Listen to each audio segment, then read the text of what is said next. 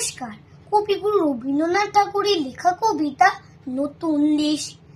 নদীর ঘাটের কাছে নৌকো বাঁধা আছে, নাইতে যখন যাই দেখি সে জলের ঢেউয়ে নাচে।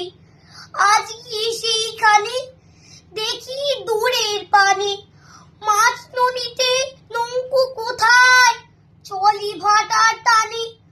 জানি না কোন দেশে পৌঁছে যাবে শেষে, সেখানেতে কেমন মানুষ থাকে কেমন বেশি। থাকি ঘরের কোণে, সাত জাগে মোর মনে, অমনি করে যাই বেশি ভাই নতুন নগর বনে। দূর সাগরের পারে জলের ধারে ধারে, নারিকেলের বনগুলি সব দাঁড়িয়ে সারি সারি।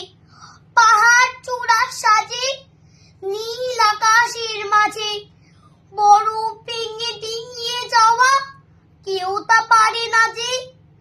কোন সে বনের তলে নতুন ফুলে ফলে, নতুন নতুন পশু কত বেড়ায় দলে দলে।